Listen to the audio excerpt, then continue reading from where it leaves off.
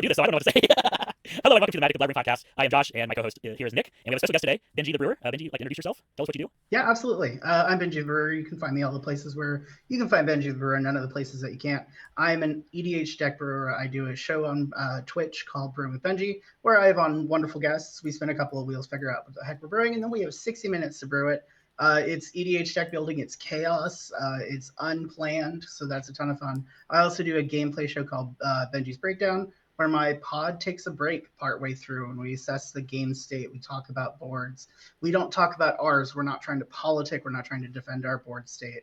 We're throwing out threat assessment for the audience's sake. And those gameplay streams are at 9 p.m. Eastern on Mondays. Sweet.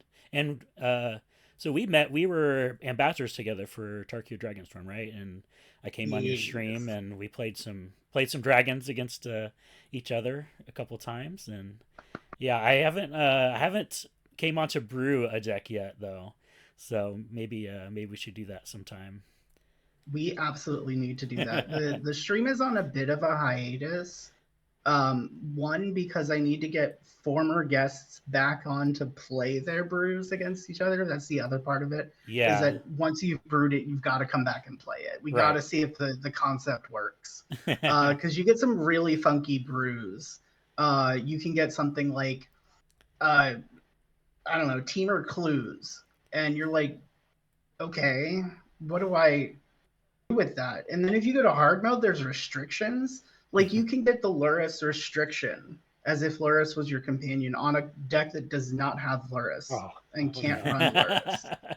And it's just like we did Taya from the Goblin Lord podcast was on recently, and we did a Diadrine list where it was Diadrine and you had to have the Luris restriction. So all of the permanents in your deck had to be mana value 2 or less. And we recently got a chance to play it too, and it was really cool to see proof of concept and be like, oh no, that's still terrifying. Like, who knew a low mana curve could be terrifying for Diadride? Yeah, so I definitely encourage you all to come on once I figured out that schedule. But right now, that's in a bit of a limbo, but the gameplay stream is going strong, which would also be fun for you to be on. And you've got another project you're working on too, right? Yes, so I've completed the project. I'm still working on content for it, but I've done streams about it. It's my Final Fantasy deck project, and it's super fun. I started it because I knew I wanted to build some commanders from the set, but I was a guest on that TCG Guides stream, Corey's stream, and the theme was Final Fantasy IX commanders, and I was like, well, okay, sure. I wasn't planning on building Black Waltz number 3, but here we are. And I was like, okay, cool. Well, let's just keep going. Let's see what we can build, and we'll do it. And I have 21 decks from Final Fantasy that are put together in paper, and I can whip out at a moment's notice and play against people. That was my next question. If you make these decks in paper and how... Oh yeah. Okay. Oh, yeah. I've got 3 of them right here, and then a whole bunch of them right here, and then like 3 or 4 more in a bag that I take to. So I run a local meetup for EDH that's focused around giving a place for queer people to play Magic locally, and they're in a bag that I take to that. I say that it's like they're in a backpack because I don't want to wear a couple of quivers, but it's a block away from me. It's so close. But yeah, so many Final Fantasy decks. And I'd like to do the same thing for Avatar. I've already seen some cards and commanders that I'm like, ooh, yeah, that's going to be fun. Yeah, we'll talk about some of the cards today, I think. So let me do the soft clapping much closer. There we go. So how long have you been playing Magic? Oh gosh. So I actually started in Revised. Okay, me too, yeah. When I was an widowed child. And I was like, ooh, cool art. And it was my brother and my uncle and a friend of ours that got us into it. And one of the things I genuinely hated about the game was that if you wanted to play a good deck, if you wanted to have a good, consistent deck that like did things, you needed 4 copies of cards. Uh-huh. And I was like, well, I buy packs. Like, I get some, I scrounge together some lunch money that I didn't spend on lunch, and I go buy packs. So like, when am I going to get 4 copies of a Savannah? Yeah. Which was feasible. It was definitely feasible back in the day, but it was not something that was going to happen. So around Ravnica, I left the game. I quit. Okay. Sold all my cards, and in 2019, someone told me about Commander, and they explained it was a singleton format. And the singleton format is what got me back in, because I was like, wait a second. I don't have to have all these copies of these cards. Lo and behold, I have all of these copies of these cards. They're just in different decks. Yeah, because like I have like 5 Esper Sentinels. Who needs that many? I didn't buy them. I just really liked that, cracking those packs, and I got pretty lucky. So, yeah, I guess that could be. Anyway, so yeah, in 2019, I got into EDH, and then built some really bad decks. And part of what got me into content was how much of a salty bitch I was uh, early on, because I learned a lot from that. And my salt has always led to me learning different things, and trying to incorporate that into how I play and how I talk about Magic. And I realized when I was posting things about EDH and playing and like different strategies, or uh, talking about ways to mitigate salt, or uh, yeah, I guess we'll say mitigate salt, that people were paying attention. And I was like, oh, that's actually kind of cool. So between wanting to get in people's heads, and wanting to help other people reduce their salt, is sort of why I got into making content to begin with. And now I'm still salty. What do you So prime? the salt aspect is what brought you into content creation. That's kind of Do you interesting. play CDH at all, or are you primarily like your one through I four? only I only do, yeah, I don't even do ones. I don't know how to build a one. The only time I build a one is when we spin something that I'm like, uh, it's too focused a theme. Like, you can't, there's not enough. I was doing a foundations brew with the guys from Southern Sorcery, and we did it was like it was Shrufus Delirium. And I'm like, I was convinced that there were cards for that, right? Like, like it sounds like green should have delirium cards, right? Like that's the thing that they no, there's not many. I think that deck could qualify as a one, but it's not a bracket that I understand super well. But there are some really gung ho proponents of bracket one, and Yeah, I think it's super exciting. Nick and I have a friend that he builds a lot of. You know who I'm talking about, right, Nick? I Judd. think so. Yeah, He yeah. he builds a lot of you know the it's women looking away from the camera, or like scaled birds, or like bookcases. Like he builds decks that like all the art has to have these certain elements All in the art it. has And to have someone's back in it. yeah, that's what I was. That's Yeah, so funny. yeah, I love that. yeah. I It's played it's against a fun. bracket one player in Atlanta, and it was just straight up walls Pramicon. And I'm like, okay, let's do it. It was actually a really fun deck. It's tough to get my head around the fact that bracket one doesn't mean bad cards. Yeah. Yeah, I'm mainly in the, 2 to 3, sometimes 4-ish decks, but yeah, I'm usually into the 2 and 3. I don't CDH just uh I don't get it, man. It's just like, Mm. I mean, I do get it. I get it why it appeals to some people, but it's just not for me. So CDH is a format that I like to talk about, but I've never played it, and I don't know that it's something that I will play. If I do play it, it's something that I'm going to be like, okay, I'm going to do a Moxfield playtest deck, and that's how we're going to do this. yeah. Because I will never have, like a Lion's Eye Diamond. Are you kidding me? No. I think the most powerful mana rock that I have that's not banned is a Mana Vault, because Crypt is banned and Jeweled Lotus is banned.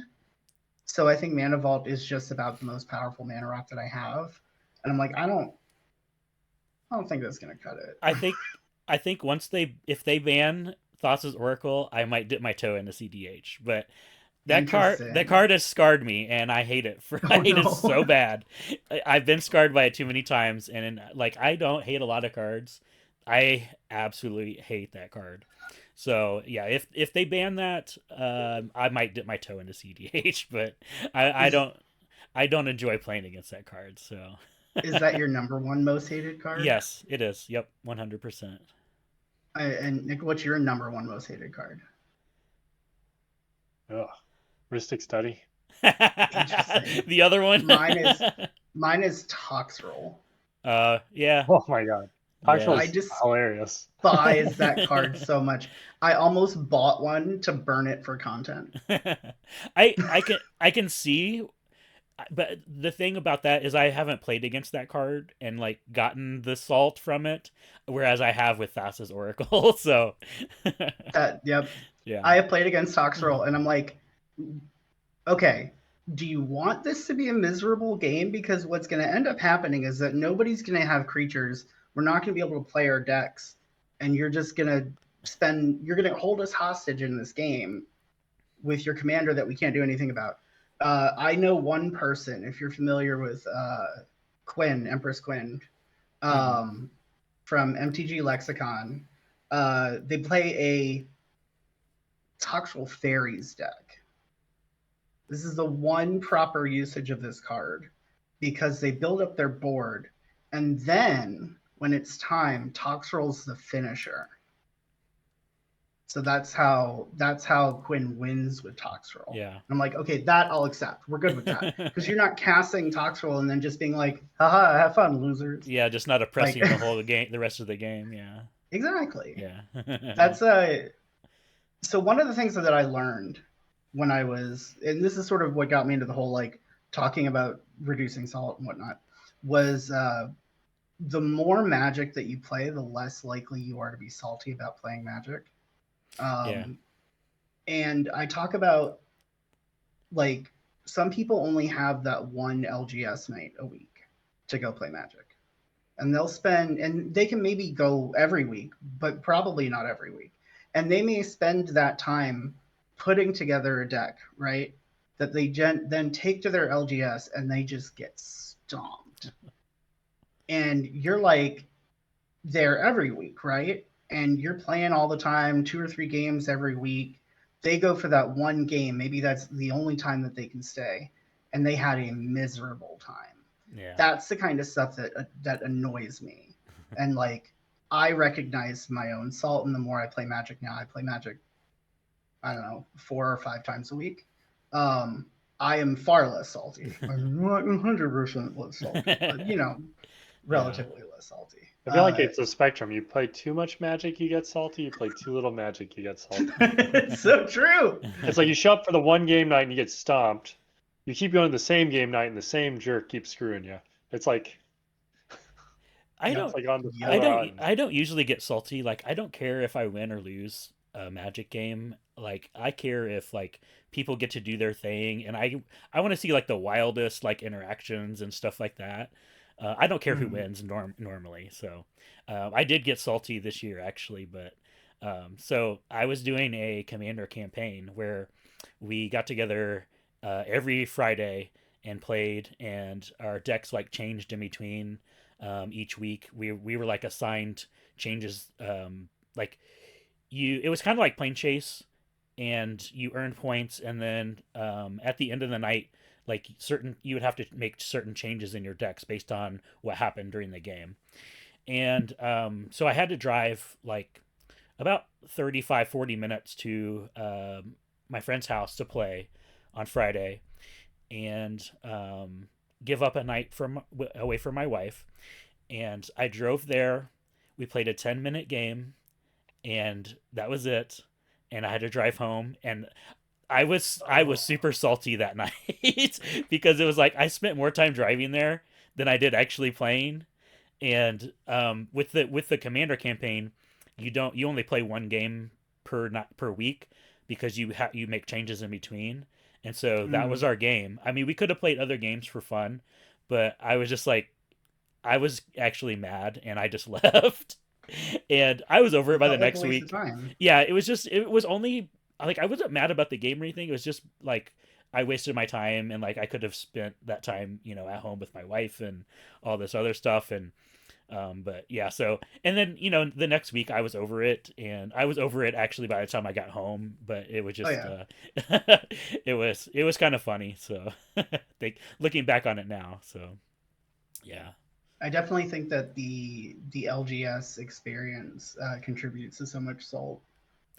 Well, Um, to be I was fair, actually to be go ahead. fair, the guy that won our 10-minute game, I had killed him with Rakdos Charm like 3 weeks in a row. So Oh no! I feel like he was just like done with my shit and just was like, okay, I'm just taking you guys out as soon as possible. Sounds like you had it So coming. yeah, I might have had it coming, but but yeah, still. So I'm just like, when you go to that extreme to like Thoracle somebody, I'm like, you've lost the plot. Like you've lost the it entire wasn't it plot. wasn't Thoracle. It was Oh, okay. no, because so actually with the commander campaign you like lose points if you combo off or take extra turns Okay. or stuff like that. No, this was the what is it, the the sword from the March of the Machines, where it lets you get all the Praetors out of your deck. Oh, World, the what is it? artifact? Yeah, I forget what it Oh, is. just Artifact of the Realm world, Breaker. Yeah, the realm realm. breaker of the world.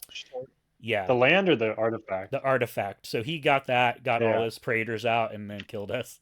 like Oh, on that's In 10 minutes. like That's yeah, like wild. ramped to it and then did it, and then we were just like, I guess we lose. yeah, realm So breaker of the invasion tree. That's amazing. yeah, yeah.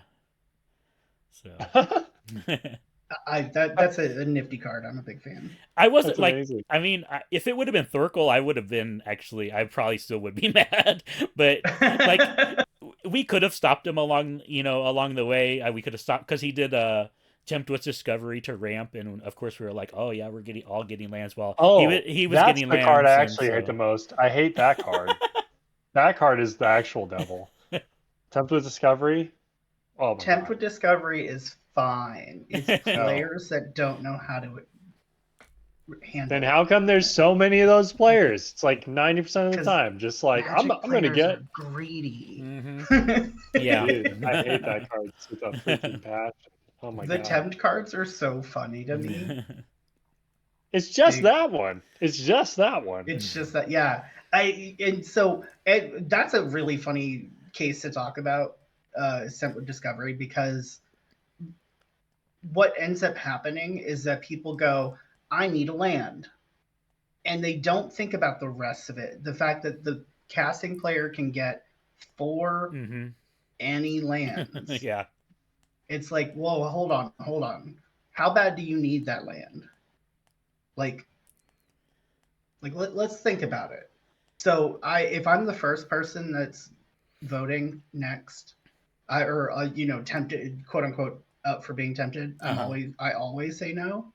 And then if I'm the last person, I give really, really nasty looks at everybody who said yes, and then I still say no.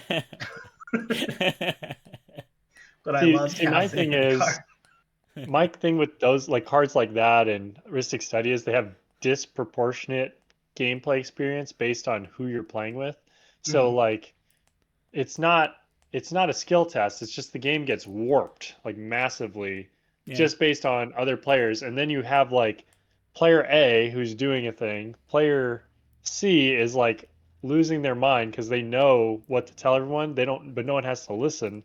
And then players B and D are just like, yeah, why not? And then the game is like completely shattered. I've It's missed like, 3 land drops. I need this. Like, yeah. yeah. eh. Another card kind of like that, and it's a card, Benji, you turned me on to, is Descent into Avernus. That card, like, because people choose not to get rid of it because they're like, oh, I'm getting treasures and mana and all this stuff. And I've let that card set and kill the whole table, and I'm on life gain, so I didn't care, and that's the only reason I won is because I was on life gain. But yeah, that. I tell people if I'm in a game and descent comes down, we now have 4 turns. Yep. Yep. Um, and I was watching a stream this weekend that I was in chat for, and it came down, and I was like, okay, you have 4 turns. The game was over by the time the person was about to put the eighth counters on there. Yeah. Yeah. I was like, okay, I'm right. Descent's a great card though, because it just like it gets itself killed a good amount of the time because you give everyone mana, and then like it's a push your luck. I feel like the amount of times that card lives, it isn't because somebody couldn't kill it; it's because they chose not to kill it. Yeah. Unlike Ristic Study or the Sorcery, Tempted Discovery, where the sorcery just happens, it's done, and then at the right time, and then Ristic Study, where it's just hard to kill an enchantment, and then I got to pay more for my enchantment. Like I even have the disenchant, but it costs one too many, so that third player feels like priced out. And then once you see the other two give them a divination, you're just like, oh, you know. Yeah, descent. The descent. It feels like it's not worth it. Yeah. Descent is you're walking a tightrope with that card. It's It is interesting. the It's perfectly engaging. designed group hug card. Yeah. Yeah, I like that card.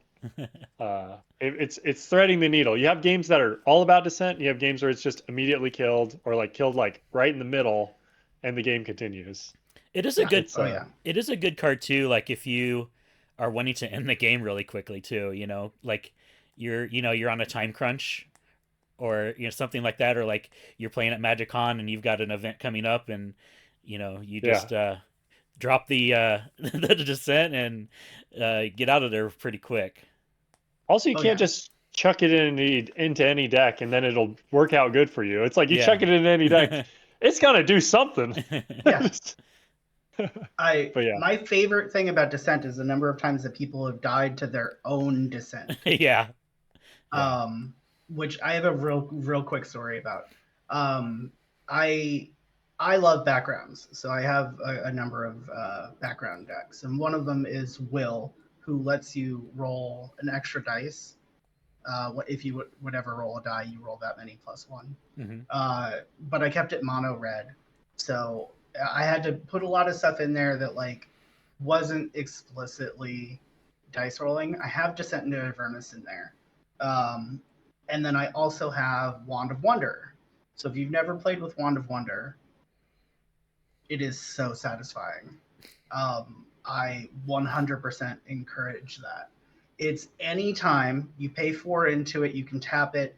Each opponent, you then roll a d20, and then based on your roll is the number of free spells you get to cast. So 1, 2, or 3, and each of your opponents exiles until they exile an instant or sorcery, and those are your options. So I was playing that deck against a mono white deck, and I don't remember who the commander was, but it was my turn. I had 8 life.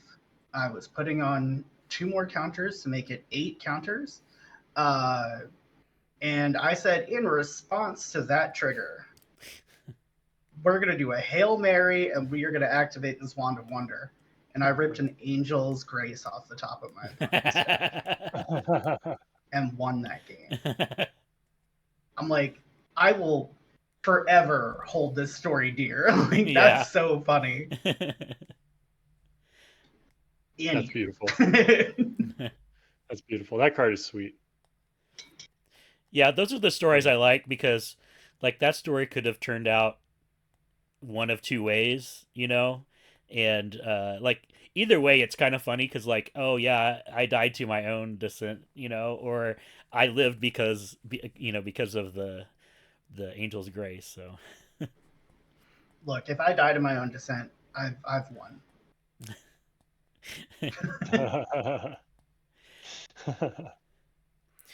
So we've got some Avatar stuff to talk about. And but we did get, so real quick, did you guys get any of the PlayStation secret layers? I did not. No, I didn't even try either. I logged on like about an hour and a half after the sale went on, and I saw one of the secret layers was already sold out. I didn't really care to get any of them. I already blew too much money on the one the week before, I think it was. Like, give my wallet a break, because we got another one coming up this Monday, Mm-hmm. the encyclopedia one, and so I guess it was another shit show, I guess you could say, getting the Oh cards. boy. So I don't It know didn't if seem like it was as bad. yeah, I don't know if there was any. So I know the week before there was people like sharing their cart codes in discords, and people were jumping the line that way. I don't know if that was happening with this sale, if they've fixed it or not, but yeah, I saw long wait times, and a lot of stuff was sold out. So whenever I went in, like I said, it was like about an hour after the sale went on. All the uh, all the bundles were sold out, and the ghost of whatever secret lair was sold out. But I think those I might, if I want some of them over time, I'll go to my LGS, because those are coming to the WPN stores to purchase somewhat soonish, I guess, probably in a couple months. So I think the reason why I didn't, because I did log in and I looked at everything and I was like, yeah, is that they had the mechanically unique legendary cards, mm-hmm. and I think there were only 2 per layer. Yeah, And then they had reprints, and the reprints were weird for every single one, where it's like, okay, one of these feels like a good pull, one of them feels like, why have you done this to me? And I was like, I don't. It's the same thing with the Jaws secret lair, right? Because Jaws is a very interesting card. yeah, And you do actually, I think it had a Descent into Avernus in there. it did. Yeah, And it was those 2 cards that I was like, I almost did it, but then they had, I'm gonna have to look it up now because I don't remember the other cards in that secret lair, but there was something where I was like, okay, this is not worth me trying to get into this, but then also spending like $40 on it. yeah. Oh yeah, But there was a sneak attack. Dang, maybe I shouldn't have. yeah. Sneak I attack. Okay. wanted that layer too. I kind of regret not getting that layer, but if they print it in stores, I'll just get the frickin' shark. I want the shark. No, that won't be available in stores. Oh, Yeah, whatever. I'll wait. I'll try and buy it singles. it's just the PlayStation cart. The secret layers will be available in stores. Oh, that's the new one. Yeah, That's the newest one. so their thing is, if it's a mechanically unique card, they're going to have it available in WPN stores, except for Jaws, apparently. So yeah, Okay. Get me. yeah. So like when you went on the Jaws secret layer thing, it said this will not be available at WPN stores, even though it's mechanically unique. But then when you went into the PlayStation ones, they said all these will be available at the WPN stores. That's so How interesting. plugged in do you have to be to get a card, man? Like how, like, Yeah, I mean, dude, like, yeah, oh, let's make it so you can get the cards when they're like at your stores. Oh, not all of them. Oh, damn. Well, I couldn't get in line for this one. Oh, I better put, it's just that's very aggravating. yeah. I'm like, it's just like, bruh. They said that they are going to print the Jaws card in an upcoming set. So I don't know if we can. Like an in-universe. Yeah, they'll print it in universe.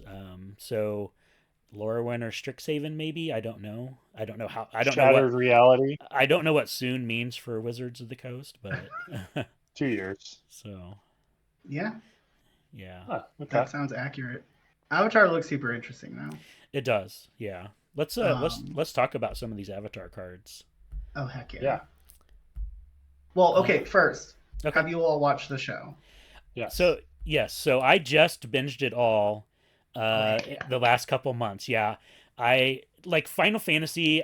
I kind of just wrote it off because I like the only Final Fantasy game I played was like on NES, like back in the day, and I was like, there's just so much source material. I cannot possibly know it all or go through it all or anything, and so I kind of just wrote off Final Fantasy, and then. So then there's Avatar, and I was like, well, it's 3 seasons, 20 episodes per season. If I do one a day, I can knock that out in 2 months.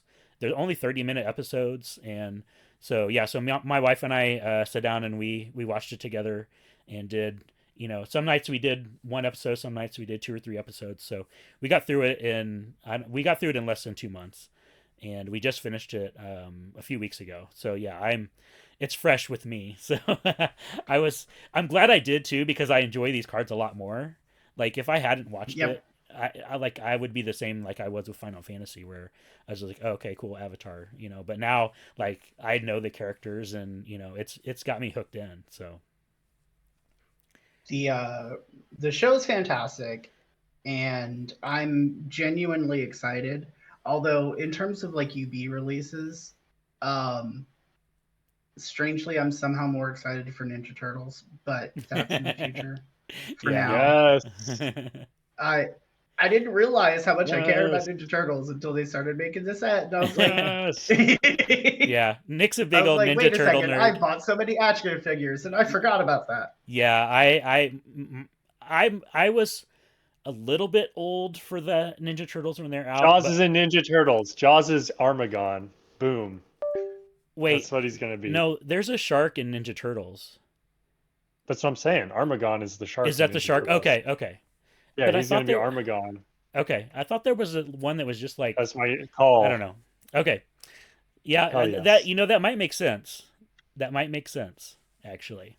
But so I was a little old for Turtles. Like I was mid-teens, but my brother, he's 7, 8 years younger than me. He was really into Turtles, and had all the toys, and all. He had a crush on April and all that stuff, And so yeah, I'm hyped That for. jumpsuit. Yeah, I'm hyped for Turtles too. But I think Turtles and Avatar are. I'm hyped for each one for different reasons. Yep. So yeah. I'm a little. They're already doing so many printings of each of the characters that to a degree it feels like it detracts from the uniqueness of the character. But Yeah. I understand it because they're showing at different points of the journey from that character. Because Right. you can't Yeah. just do the most powerful version of Katara. You have to show the Katara at the beginning of the show. Yeah, we're getting like season 1 characters, and then their season 2 arc, and then their season 3 arc, on separate cards. So, and I think the You can hype. have book themed decks. This is my book 1 deck. This is my Yeah. book 2 deck. Yeah. I think that's why they have the symbols on some of them. I don't think they're just relegated for the. I Oh, wonder if really? the symbols are based on the books, because like each book, yeah, it's book water. Well, there's all 4 though, because there's only, are there 4 books? I don't think there's an air No, book. I There's think it, there's three 3. books. yeah. Um, Maybe Yeah. it's just the elements. Yeah, it doesn't say on the It- card. for Aang, I think his watermark is based on that.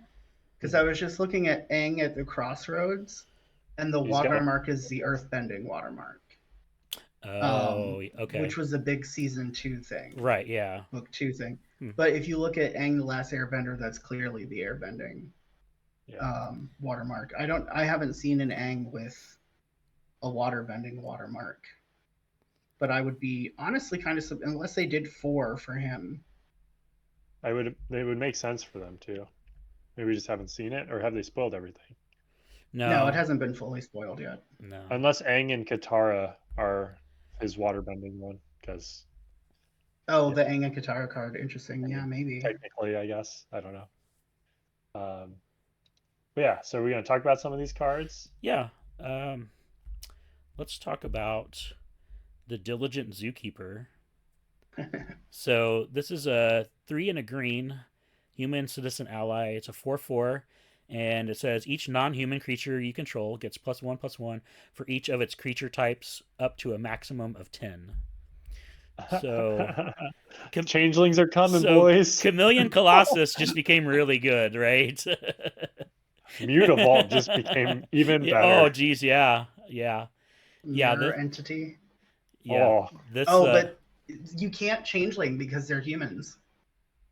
Oh, so it doesn't work with changelings at all. Yeah. Oh, See, this is similar to how mutate looks at creature you're right. types. You're right. Oh, boo. Well, I mean, yay. I don't know. That seemed Oh, funnier. interesting. Okay. Well, Good okay. eye. Good eye. I don't want to talk about this card anymore then. Dang it. Yeah, you're It's a right. I fun think it's really card. cool. Yeah, you're right. But It's creature type wild for tribal. me to think about it. Maximum of 10. That's so. It feels arbitrary, but you know there's a reason. Yeah, exactly. Yeah, I was thinking that. I love this capping of things because Magic's like getting so crazy now.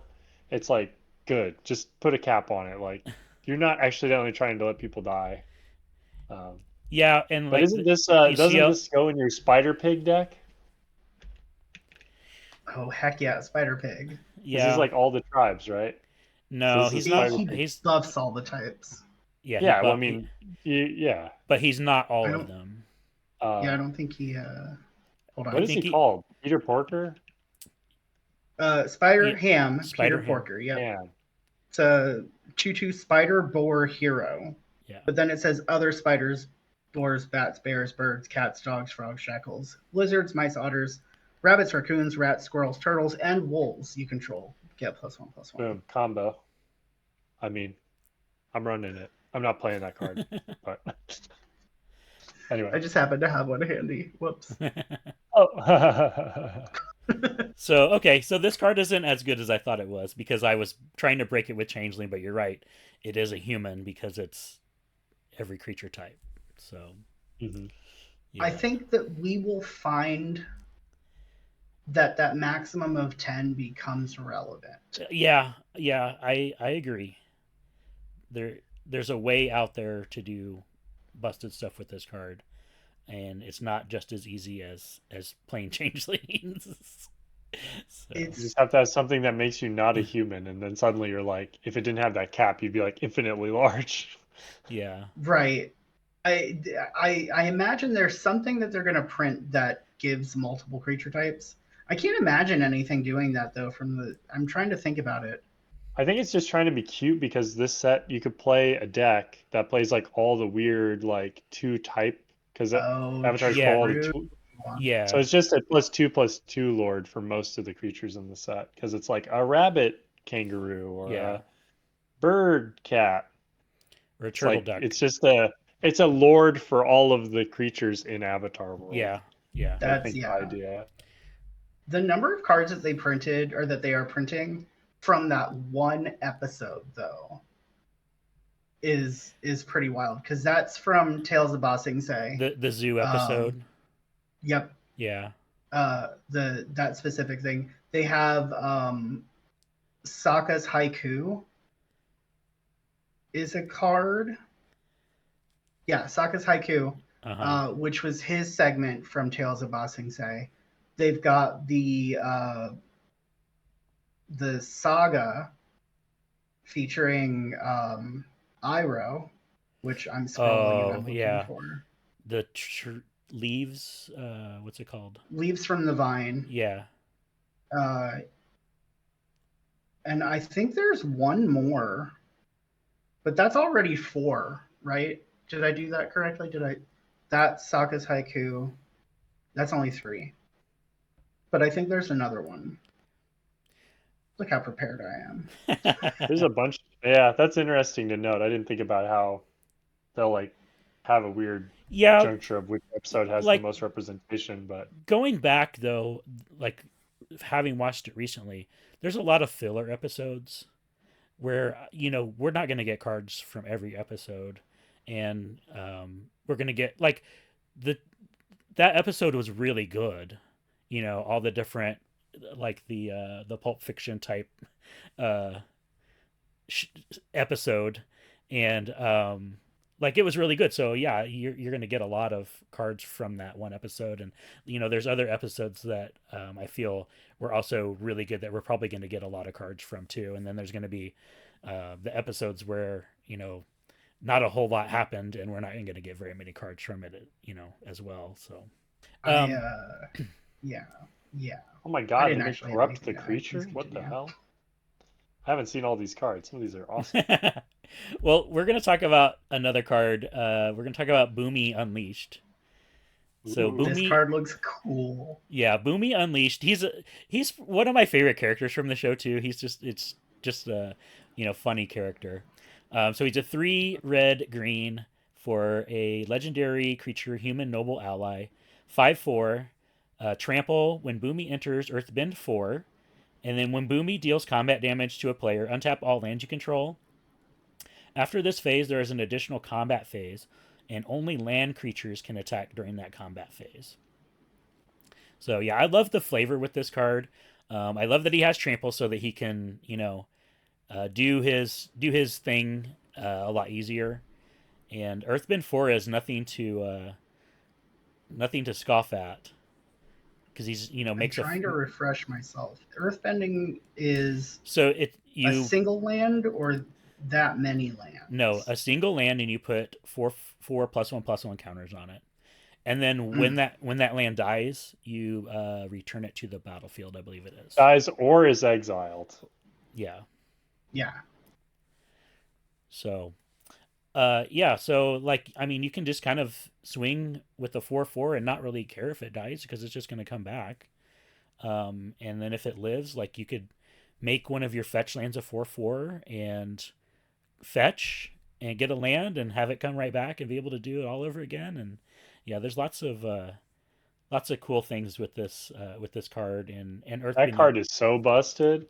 Oh my god. and Earth bending in general.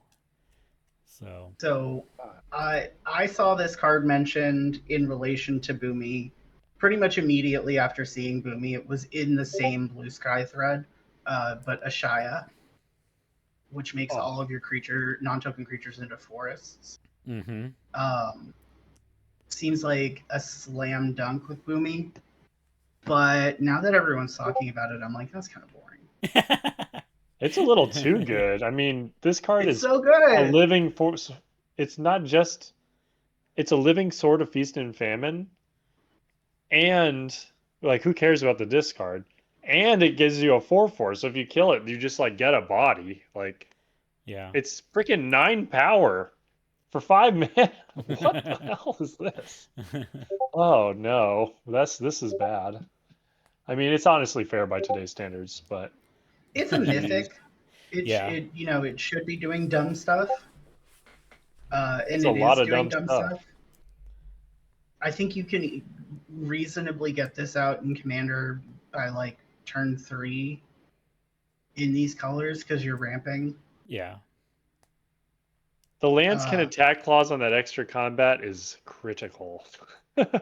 Yeah. Oh, yeah, for sure. Oh my god. I'm playing that card. Oh, you know what I just thought of? Eudora. So when a creature dies, it becomes a forest. You bring it back face down as a forest.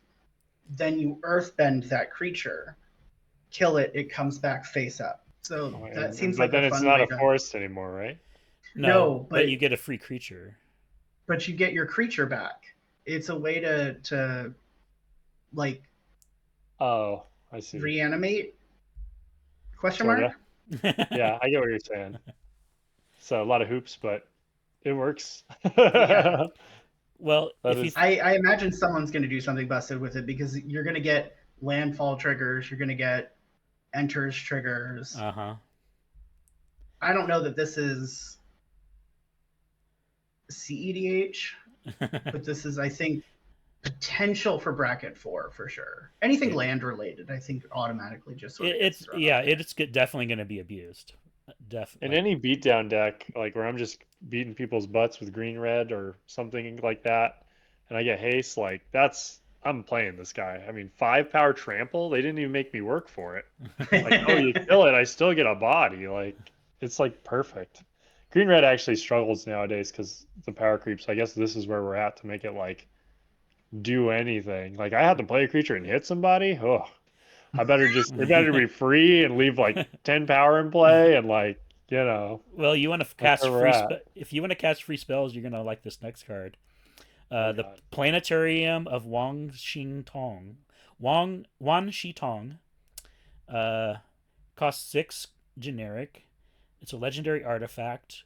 1, tap it, scry 2. Whenever you scry or surveil, look at the top card of your library. You may cast that card without paying its mana cost. Do this only once each turn. Card sweet. This card is so busted. It's a Yeah. free scry after you scry. Yeah. Like, it's not technically a free scry, but like it's saying like if you scry and you put it to the bottom, you still get to look at the next card and determine if you want to use it or not. Yep. And then it just feeds itself by letting you tap it and scry. Yep. Whenever you This. scry surveil, look at the top card of your library. You may cast that card without paying its mana cost. Oh wow, okay. So it I'm, sucks if it's a land, but it's awesome if you just get anything else. Yeah. well, I mean, top exists, right? Oh yeah, top is like the weirdest card in Commander because like people talk about ubiquity. I'm like top is should be the second to Soul Ring card. Like it's a card that I think should actually be banned, but it's expensive enough, I guess, and people just don't pay attention to it. It's like I don't play it in every deck because I don't want that gameplay in all my decks, but Yeah. I think that's like the most powerful effect you could have in a Commander deck that It just isn't in every Commander deck. I don't I'm not going understand to that. disagree with you that it should be banned. It slows games down to a crawl. Yeah. But That's it's just why. funny to me that it's not prolific. Like none of the podcasters talk about it. No one like you don't see it everywhere, but the card's like $25 and gets up to 50 all the time. And Yeah. I'm like, well, people are playing it, and I don't see it in CDH decks, and that it might literally be too slow for that format, but in middle tier, it's like you're playing any color that's not like black. Your deck just has selection for no reason. Like my fetch lands or my whatevers. Every time I search, I just kind of draw 3 cards virtually. It's anyway. That's just a side note. This card is so cool. Card is, I was Yeah. thinking of it with Scroll Rack. Oh, yeah, yeah. Yeah. This I is mean, this. you don't even have to work too hard. Like even if you just like play it, it does its thing, and then you just need. I guess what cards are we playing that surveil and scry? Like obviously it's great with the lands, right? Golbez. Who? Golbez Crystal Collector. Let me read this card to you. This Oh, planetarium good is card. so freaking good in Golbez. Golbez says whenever an artifact you control enters Surveil 1. Oh, And then at the beginning of your end step, if you control 4 or more artifacts, return target creature card from your graveyard to your hand. Then if you control 8 or more artifacts, each opponent loses life equal to that card's power. That part's not important. It's just you're going to have artifacts entering. You're going to be surveilling. You're going to get so much value off of this card. My friend runs a Golbez deck, and he sent me this card, and he was like, they need to stop printing Golbez cards. I'm like, okay, well, that's actually fair because this card is busted. Anytime I that's see you awesome. may cast this card without paying its mana cost printed on a card, I'm just like, this card's gonna see a lot of play. This card's gonna be totally busted. So, yeah. I hate that it's colorless. I think it's I think it's fine. Yeah, Like I've I I think in love the it. decks I that think it's use good, it, but it's going to be really good. mhm. It's legendary. It costs 6. Uh, so I don't think it's going to be in every deck, but it's going to shine in the you decks can that use definitely it. do some crazy stuff. Like if you just have like any tutor, it basically lets you play any card out of your deck, like any of the 1 mana tutors. It's just like 2 mana. After you play this 2 mana, you get a thing. But I guess you're like at omniscience range anyway at that point, so it's like, Yeah, eh. but I I think it's fun. I think it's fun. you can't And the put casual way omniscience of in playing every it, deck. true. Yeah, the fact that this is colorless makes it really ridiculous. The fact that you can do this every turn, Hmm. so you can Yeah, if you can scry or surveil uh, on everybody's turn, you can get 4 free spells off of right. this Yeah, in a turn cycle. Yeah, I You think don't it's even really care what fun. they are. yeah. Yeah, I I think think it's that's the really fun. craziest part. Like if you're trying Sorry. to be a mean with it, it's not super fun, and you're like omniscience level. If you're trying to just kind of do stuff with it, I think it's just like kind of fun and like not as bad as some other cards that do it. Like Sunbird's Invocation is like way worse than this thing Oh yeah. because you just Sunbirds and it's just like cast infinite stuff. What's But that? I don't know. What's the black demon that lets you pay to scry or to surveil? Oh Um, yeah. The Demonic. What is that guy? it's not Doom Whisperer, is it? yeah, Doom Demon. Whisperer. Yeah, Doom Doom Okay. Whisperer. Whisperer. Yeah. Yeah, Yeah, he's good. You can Yeah, also play him in those. your. That's also like what 12 mana, 11 mana. Yeah. yeah, No, Doom Whisperer is 5 mana. right. So It's only you, 5, but yeah, yeah, 11 total. 11. So Combo. Yeah, so you play We Doom curve Whisperer. Next play turn him, you but play you untap. Planetarium. Yeah, and then you So, play 4 spells every turn, which is sweet. yeah. Also Glarb, Calamity's Augur, awesome card. He has tap surveil too, so you yep. just this sounds sweet. I want to do this. Yeah. It seems Just build a Glarb free stuff deck.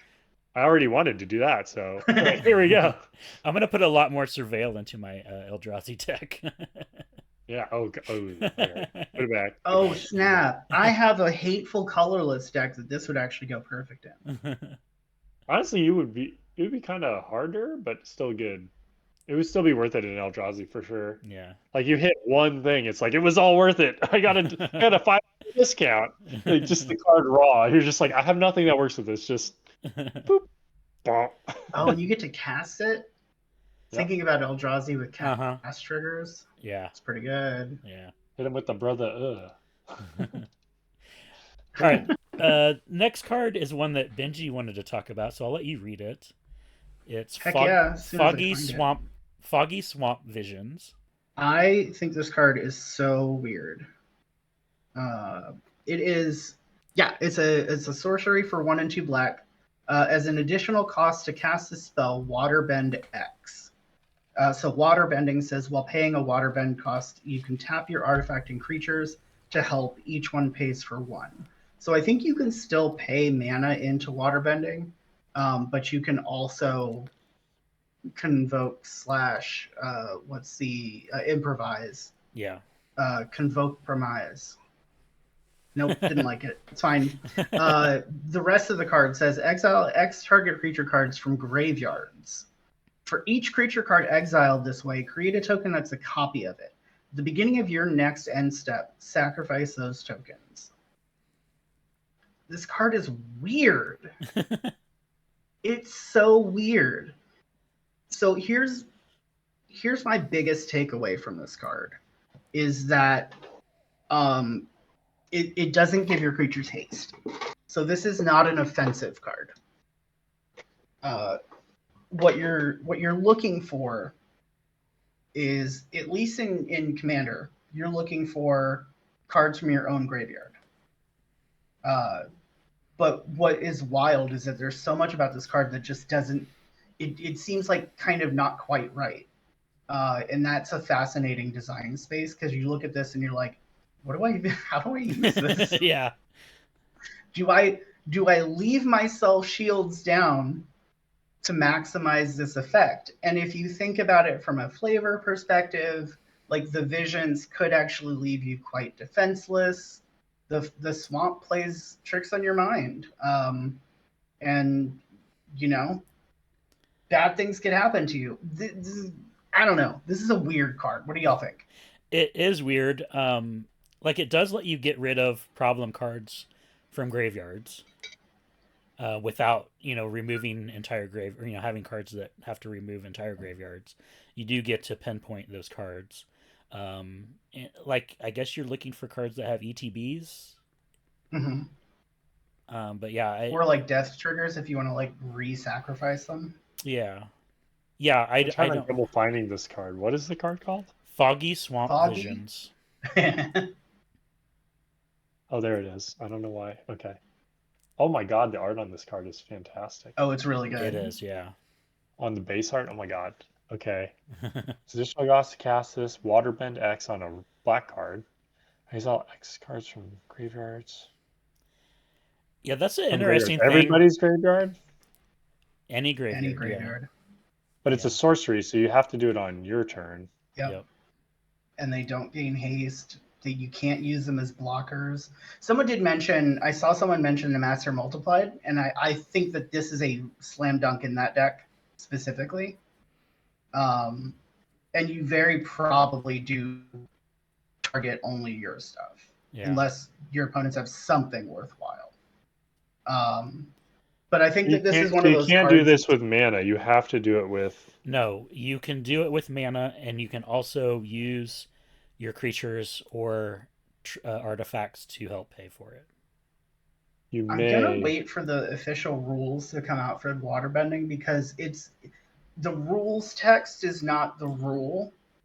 Um, so it says while paying a waterbending cost, you can tap your artifacts and creatures to help. Each one pays for one, but that doesn't. I don't know if that specifically says that if waterbending itself means that you can only do that, or if you can pay mana into it. Yeah, if it didn't say help, then I would say that it was only the artifacts and creatures. But it says It's help. it's the it's the fact that that's a rule. It's a reminder text. You can't base uh, like Yeah. judge rulings. God, words are hard. On reminder text. Yeah, Um, so this one's tricky. You might be correct that you can only waterbend by tapping things, and I that think. seems correct it does. from for how the mechanic or like how waterbending works in the story because you're taking water from other things. Okay, I'm guessing you're allowed to pay mana, but I'm still confused. I feel like that's not the intent, but I I'm don't know if you're allowed to pay mana. We're gonna find out. reading Yeah. the card does not explain the card. I guess. No, not yet. But I Yeah. find waterbending to be fascinating because in my mind it's only artifacts and creatures. Like I just reading it now, I got myself a little confused, but I really do think it's only by tapping the permanence down. I Well, mean, regardless, it's still pretty sweet. we could Uh, we could post this and tag Matt Tabak on it and get a ruling. yeah, just to Tell confirm. us now. Yeah, you'd think it would be like BB1X if it did it that way, but I'm looking at the other Waterbender cards and they all say you know, like this thing has Waterbend 3, this has this ability you may tap. It makes me think I can pay mana, but I could also Waterbend, but yeah, Yeah. it says help though, so that makes me think I can pay mana, but not templating. I don't know.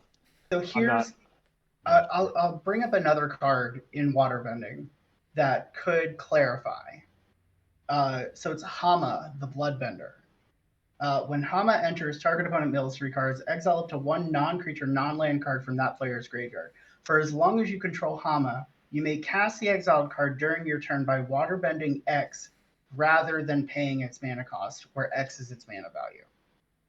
That to me points to it being only tapping those things rather than paying mana into it. But again, we're doing rules interpretation based on cards that have not been released yet. The release notes have not been released yet. Yeah. You're just making me more confused. I don't know.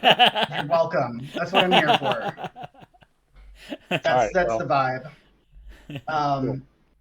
But I am fascinated that waterbending appears to be in blue and black. Yeah. Yeah. There's another card that I wanted to talk about that also is waterbending in blue. It is the Secret of Bloodbending. It's Heck yeah. it's a lesson, and it costs blue, blue, blue, blue, and it's a sorcery. As an additional cost to cast the spell, you may waterbend 10. You control target opponent during their next combat phase. If this spell's additional cost was paid, you control that player during their next turn instead, and then exile Secret of Bloodbending. Another waterbend cost, and it just says it doesn't have reminder text on it because there's not enough room. It's too much text. But it says you may waterbend 10. Um, so I was looking at this card and we got another Mindslaver type card. We just got one of those in Edge of Eternities. In the what is it? It's not the Endstone, is it? I think it. What's the Mindslaver card from Edge of Eternities? It's the Dominion Gauntlet, Oh I yeah, think. that's from Final Fantasy though. Dominion Gauntlet is from Edge of Eternities. I may be getting the name wrong, so I'm gonna put in Dominion. The Dominion Bracelet. Dominion Bracelet. I Yeah. was close. Yes. Yeah. So we've got another Mindslaver type card, which is I like this when you get to. It's interesting in blue. For four blue, Oh, you can control their combats. And then for 14, you can Mindslaver. What I find the most fascinating about this card is in a completely non-commander legal way. In that the card type lesson is directly tied to the mechanic learn, which lets you get a lesson that you control. I think From your it may sideboard. be specifically from outside of the game, right? Yes, yeah. So yeah, I'm getting myself excited for something that's not actually doesn't work, because exiling is a separate zone.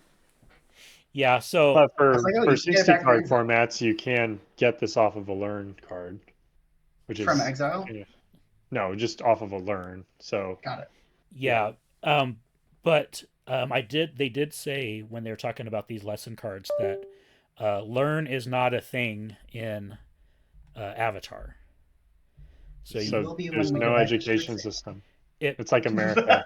it most likely will be when we go back to Strixhaven, but learn is not a mechanic in Avatar. So there are lessons, but you can't learn anything.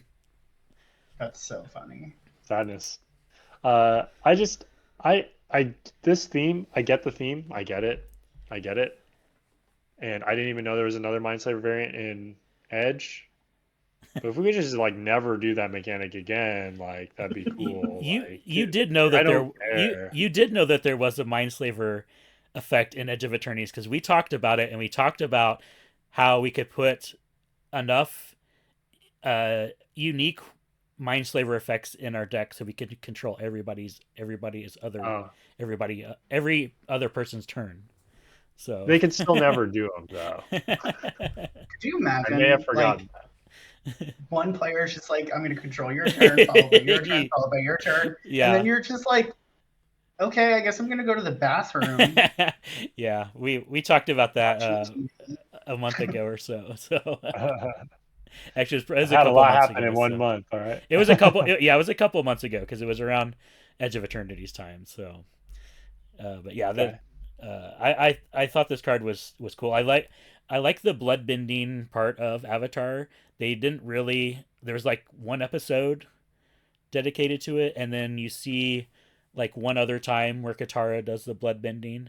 And they kind I like it was kind of the darker side of Avatar, and yeah, so I was excited to kind of see it on the cards because there's multiple cards that do talk about bloodbending, and I think we just talked about the other one. So, Hmm. well, let's talk about another card here. This is a sorcery. It's called Day of the Black Sun. It is X black black, and it says each creature with mana value X or less loses all abilities until end of turn. And then it says destroy those creatures. So we've got a pseudo board wipe. Um, but the interesting thing here is the loses all abilities until end of turn. So you can just shut stuff off. And like if they, if they're playing like a blood artist deck or something, and they have a lot of creatures that you want to get rid of, but you don't want to take all the damage, you can just this kind of gets around that because you turn off the blood It's artist and even then better than that. You can't protect yourself from this except with Teferi's protection. Yep. Because if you drop a heroic intervention before it resolves, it'll resolve and then clear out those abilities. yeah, It's a really clever board wipe. it is. We were I'm in the trying you to. can't kill all my stuff meta for a long time. Now we're in the wraths are gonna have to be so good to be played. So we got to farewell and it was like, geez, why? And now The Day of pen Black Sun is nothing like that, but here it is. farewell swung the pendulum too far, and we're kind of settling back into Yeah. to acceptable territory. It's like, Y'all don't damn, want, man, did you need to nuke them twice? Like, y'all don't want to hear my opinion on farewell. yeah. No, I hate that card. I guarantee you, it's not what you think. Oh, really? Well, I now you love can't. farewell. Oh, I think it is interesting. such a smart design for a board wipe because it's modal, and that everybody's grief with it is because people play it wrong. because they windmill slam all 4 options. Farewell should be winning you the game.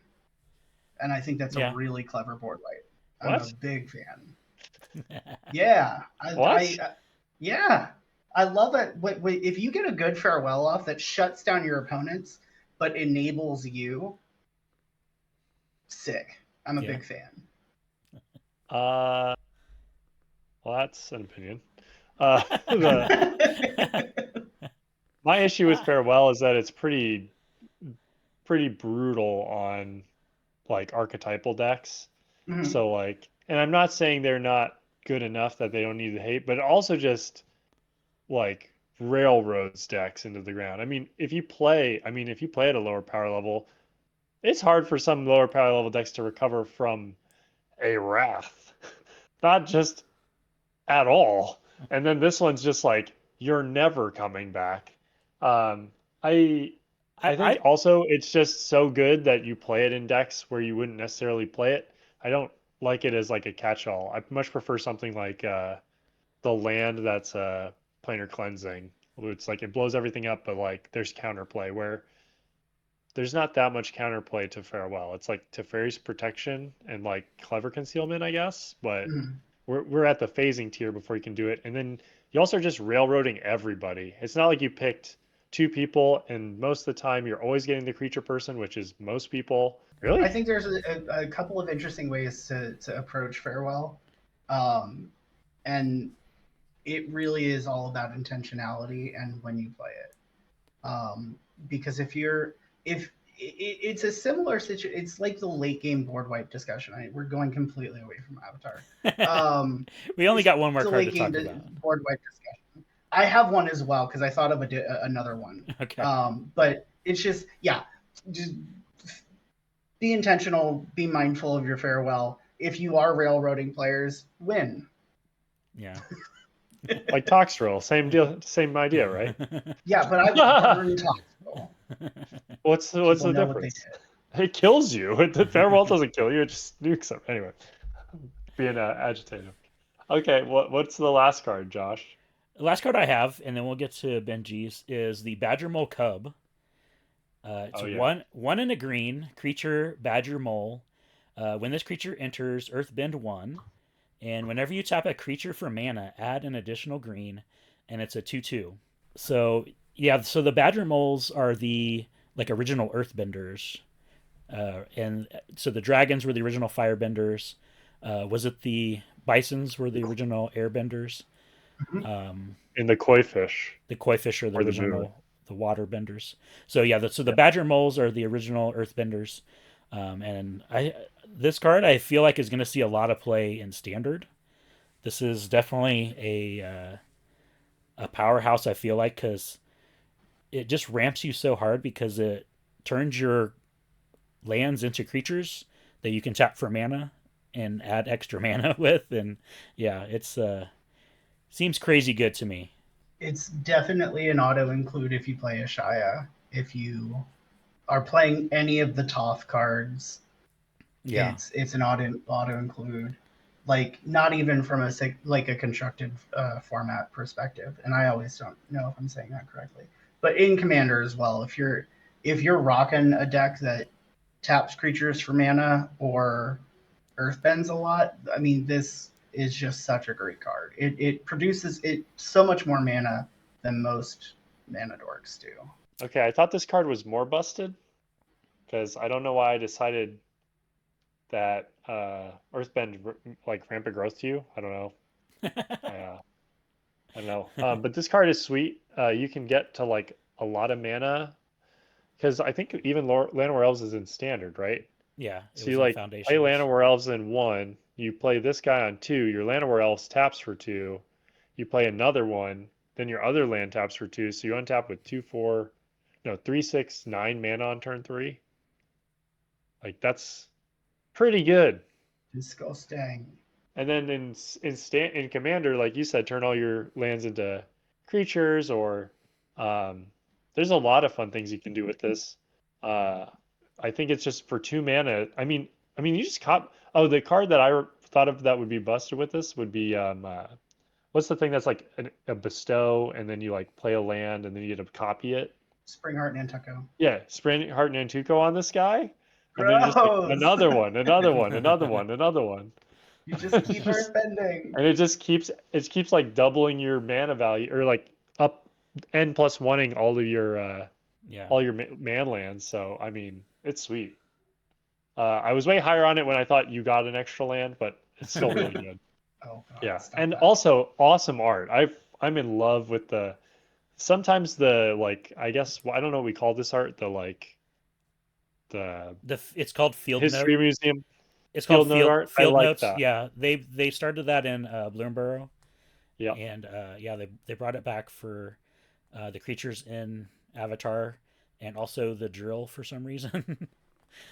Yeah, I love oh yeah, that's funny. I love the field note cards. Sometimes they're a miss, but man, this one, 10 out of 10. Yeah. Art and everything. So, um, but yeah, so I don't know if we can say anything better about the Badger Mole Cub. I thought the Badger Mole itself was going to be the crazy card. It's like a common, and then the Badger Mole Cub is the Yeah. crazy card. So, Yeah, whatever. the Badger mole's okay, but this card I think is pretty crazy. They're staying consistent where the baby animals are somehow stronger. Yeah. Don't know what that's about.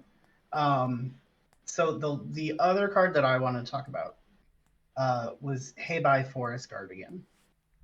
There's a very specific reason I wanted to talk about this, and it's mostly for the lols. I had to read this card like Oh. 3 or 4 times to understand that it was not a Goshintai reprint. Yeah. So it's 4/4 Bear Spirit for 3 and a green. When it enters, reveal cards from the top of your library until you reveal a shrine card. You may put that card onto the battlefield, then shuffle. And then for Wooburg and tap, for each legendary enchantment you control, create a 1/1 colorless spirit creature token with this spirit.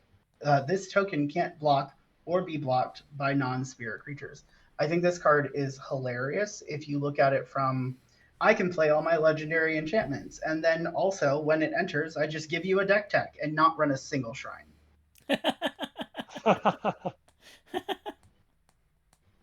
That's all. I just thought that was really funny. Actually, if you wanted to look at it this like as a legitimate build around, I don't think you even build this the same way that you build Goshintai. You could pick like 3 shrines Yeah. Yeah. and just Could play just those. always be Honden of the Seeing Winds or something. Like just Yeah. always draw a card, which is not that good, but The shrines, because they are bringing shrines back for Avatar. They've revealed 2, I think, so far. Yeah. And they have enters triggers. Yes. you can play Heibi or Heibai and just get Go Shintai. Yeah, They're just that could be your only guy. that's it. It's like it's actually my Go Shintai deck still. I just put a different commander in the command zone. Don't worry about it. I think that this card is like you could get some. Speaking of bracket 1, you could get some really silly bracket 1 decks out of this. Yeah. Yes. I love it. I never thought Shrines would really do it again, and then they made them weird and like Neon Kamigawa, and then now we're here. So I guess it's good they're filling out those card types. Maybe I can finally do my Dahada Shrines deck. There you go. I like that. Oh man. Um, Uh, yeah, so that was a unique card. I like your perspective. yeah, Let's it's just do a deck tech on my deck with my bear. So this I We're deck just is gonna really look through this cool. real quick. I like just having the one shrine in there, so you know you're gonna get that every time when you play that. Your deck is just all your favorite basics. Like you just like flip it over and you're like, look at all my different color basics. Look at I all of guess these. look at How all these cool are arts. these? I can play any color. So It's I my played all secret of them. lair lands deck. Yeah. Josh has every land in Magic, so he can just do anything. This is gonna be That's the so funny. there you go. Just you like pull out the binder, like here's my deck. Like what do you mean? The binder is the deck. Like what do you mean? I paid 4 mana telling for you. this. You're gonna sit and watch. I'm gonna roll a die. We need to land out of here, and then let's open my binder. I do want to talk about one card. Just so I feel like red's in like a place where I think white was a while back for commander. Um, And now red is getting that love. And the card is, where did it go? The Last Agni Kai. Yeah. Oh yeah. Yeah, so the Last Agni Kai is one in a red instant. Target creature you control fights target creature an opponent controls. If the creature an opponent controls was dealt excess damage this way, add that much red. Until the end of your turn, you don't lose unspent mana as red. No, sorry, you don't lose unspent red mana as steps and phases end.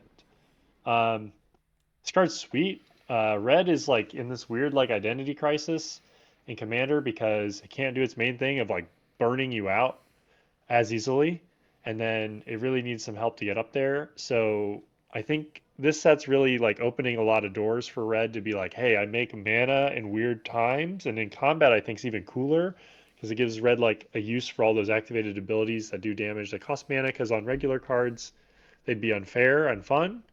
So giving red access to a bunch of mana like at weird times and maybe ways to fight, make their things hit harder because when you're a red deck, like your removal doesn't do what it's supposed to do most of the time. Like you need to be dealing like 5 in Commander a lot of time or 4, and just cheap cards don't do that. So this is really a way to be like, here's my big red Commander, crunch your guy, get a fistful of mana, and go nuts. And I'm super here for this. This card's going to lead to a lot of cool plays. Um, I just love this card. That's all I wanted to say. Yeah. It's interesting if you look at it from a firebending perspective, because if you look at Fire Lord Azula, this is a really fascinating card specifically for Fire Lord Azula, because it says whenever. So I'll read the whole card. It's 1 in Grixis for a 4/4 human noble. Firebending 2. Firebending says whenever this creature attacks, add 2 red. Its mana lasts until the end of combat.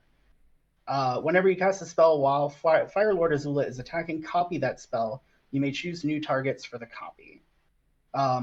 Yeah, you don't even need to copy the Last Agni Kai.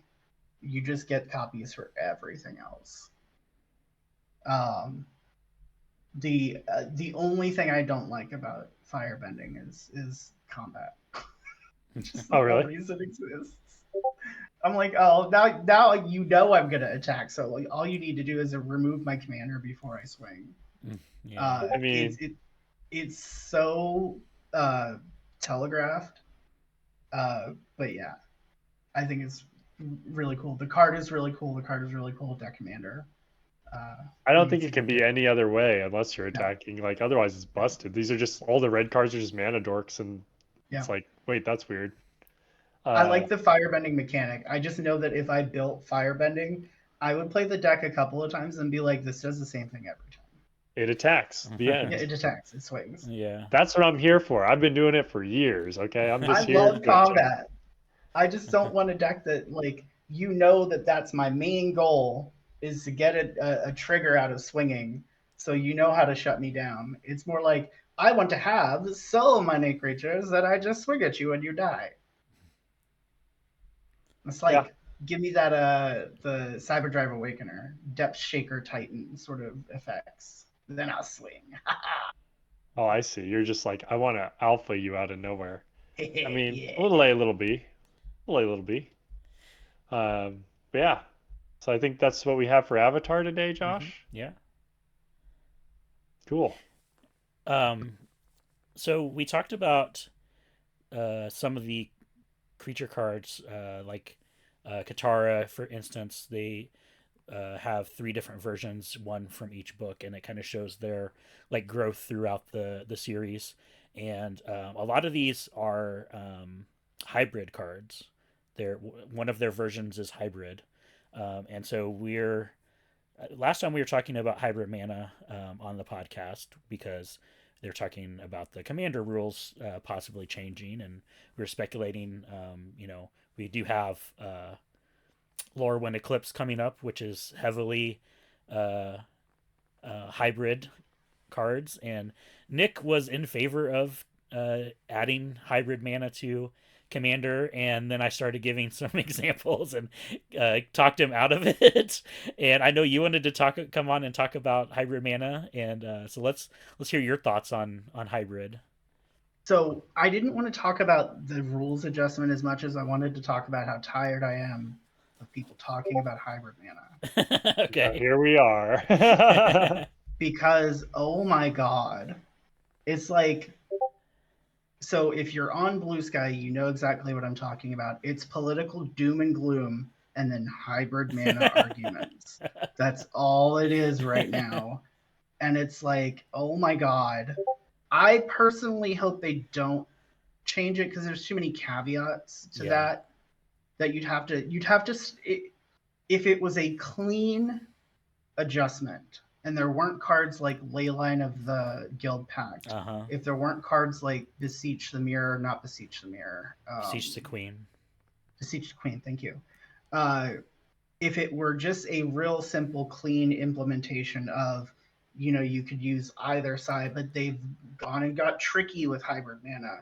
And I appreciate that from a design perspective, but looking at it from a rules perspective, I'm like, please, dear God, no. Yeah. Yeah, like I said, So, Nick so was you on may have board. convinced me the other way, but I'm back on the Oh, other you're side. back.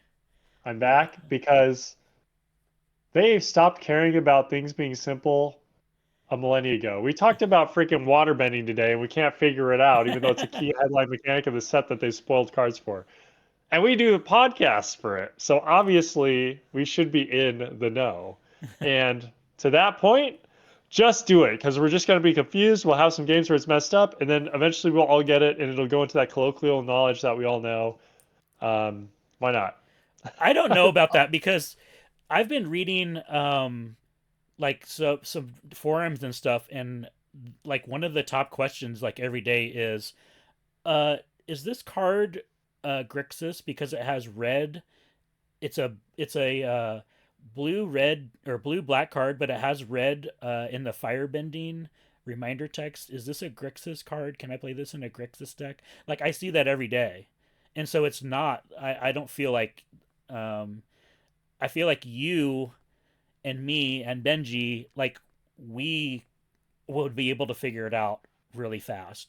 But you know, somebody coming in and Avatar is their first set and they have the option of hybrid mana, like that's they're not going to get that like right off the bat. I don't It's not as intuitive I think as you think it is.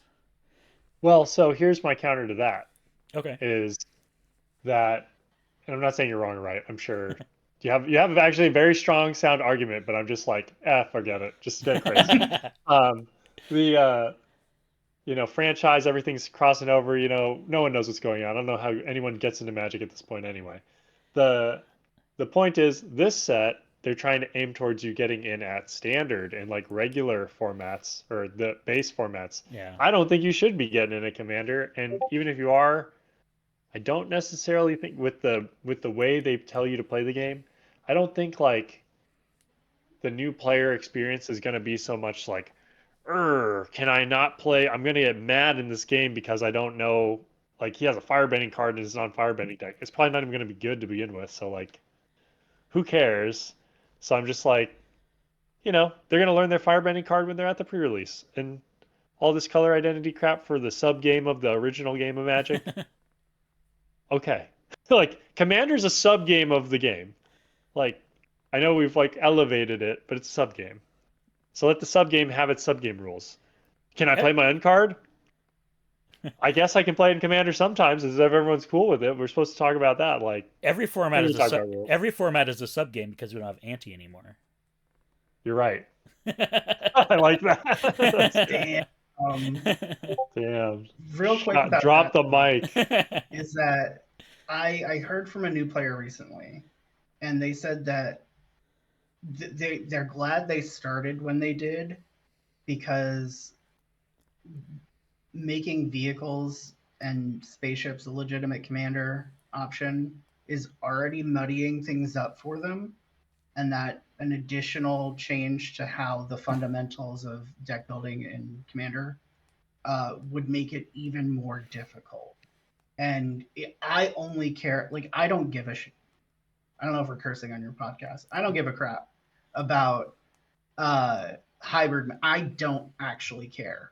I couldn't care less But for the new player experience, if it is somehow more confusing, if it is somehow more of a gatekeep moment to keep people from learning Commander or from learning Magic, then we shouldn't do it.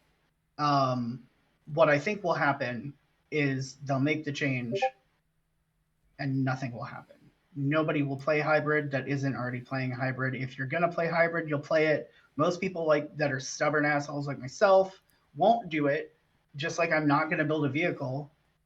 Nothing against them. I'm not interested. And like I don't want, aesthetically speaking, I don't want the Deathrite Shaman in my mono black deck. Like I won't do it, even if it's like makes the most sense and is a powerful include for that deck. I'm like, no, it's green. Just like there are very few options where I put off color fetches in decks.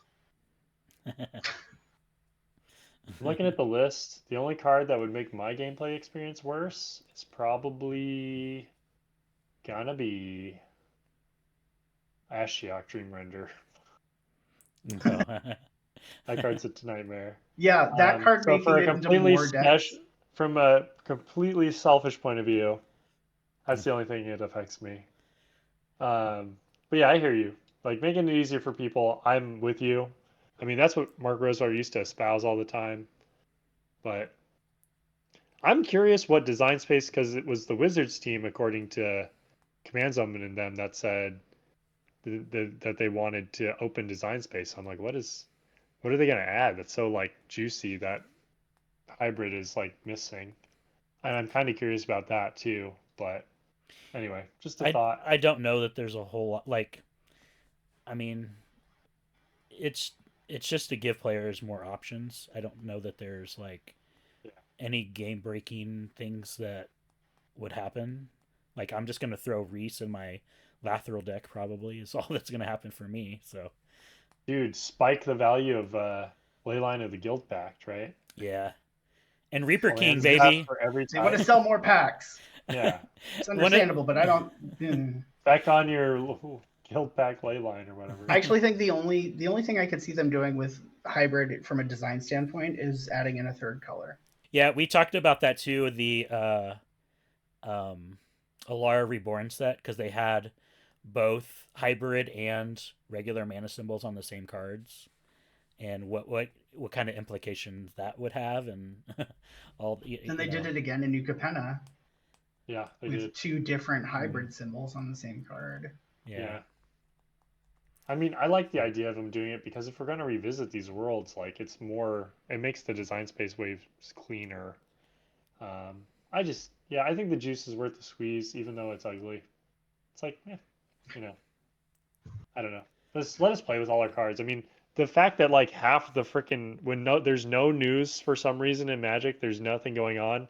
Everyone's like, the ban list, the unban list. Like, if people are so freaking terribly desperate to play their Sway the Stars and their other card, like this one card no one even remembers from 20 years ago, like, okay, there's like 30, there's like, how many cards are on this? There's 483 cards that are caged from the Commander meta because of the rules, so let's unban them, to me, I'm like, yeah, I guess that's why it's such a big deal, because it's kind of like that same topic that was popular before. But I could just make a deck that has those colors in the Command Zone, and then I can play those cards. But then I can play, like in my Spectre tribal deck I always brew and never make, I could play my Nightveil Spectre.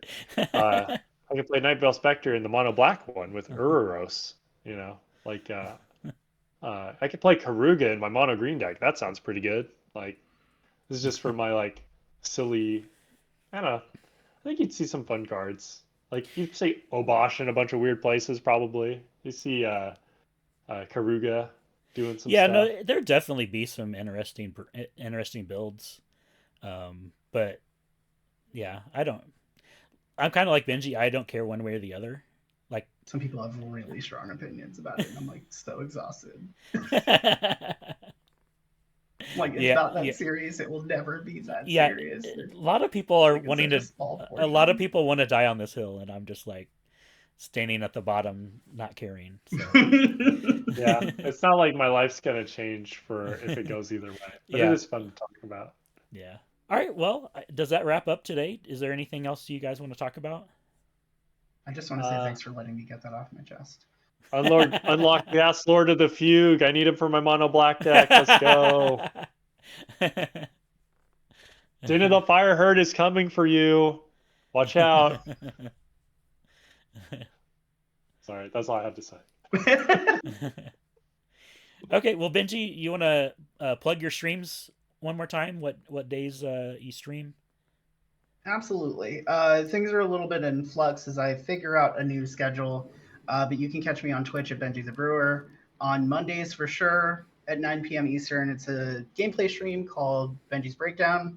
If you like threat assessment discussion, if you like players talking about the game that they're playing, and no offense to any gameplay channels that do this, but there's a lot of gameplay channels that talk about everything else instead of the game that they're playing. And it's really fun to talk about the game we're playing. Yeah.